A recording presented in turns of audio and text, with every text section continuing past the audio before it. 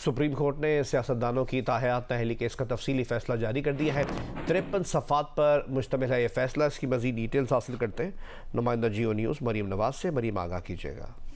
جی، supreme court نے article 62(1) کی تشریح کی تھی اور اس میں یہ قرار دیا تھا کہ آرٹیکل 62(1) کے تحت سیاستدانوں کی تاحیات نااہلی نہیں بنتی۔ اس کیس کا تفصیلی فیصلہ جاری کیا گیا ہے، جس تفصیلی فیصلے میں یہ کہا گیا ہے کہ سیاستدانوں کی تاحیات نااہلی کا سپریم کورٹ کا ہی جو فیصلہ تھا وہ ختم کیا جاتا ہے۔ سمیع اللہ بلوچ کیس میں سپریم کورٹ نے تاحیات نااہلی آرٹیکل 62(1) کے تحت قرار دی تھی، جس فیصلے کو اب ختم کیا جا رہا ہے۔ عدالت نے اپنے تفصیلی فیصلے میں یہ کہا ہے کہ الیکشن ایکٹ میں ترمیم کے بعد نااہلی کی مدت 5 سال سے زیادہ نہیں ہو سکتی۔ آرٹیکل 62(1) میں تاحیات نااہلی کا کہیں ذکر نہیں ہے۔ آرٹیکل 62(1) کے تحت تاحیات نااہلی کا تصور بنیادی حقوق کی شقوں سے ہم آہنگ نہیں ہے۔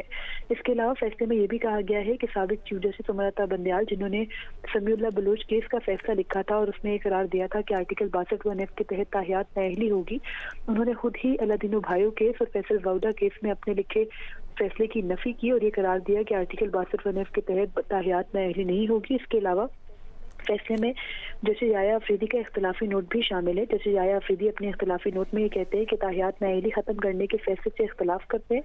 آرٹیکل 62(1) کے تحت نااہلی مستقل یا تاحیات نہیں ہے۔ جسٹس یحییٰ آفریدی یہ کہتے ہیں کہ آرٹیکل 62(1) کے تحت نااہلی کورٹ آف لاء کی ڈکلیریشن تک محدود ہے اور نااہلی تب تک برقرار رہتی ہے جب تک کورٹ آف لاء کی ڈکلیریشن موجود ہو۔ جسٹس یحییٰ آفریدی نے یہ کہا ہے کہ سپریم کورٹ کا سمیع اللہ بلوچ کیس کا فیصلہ، جس میں یہ قرار دیا گیا تھا کہ آرٹیکل 62(1) کے تحت نااہلی کی مدت تاحیات ہوگی، وہ درست تھا اور وہ اکثریتی فیصلے سے اس حد تک اختلاف کرتے ہیں۔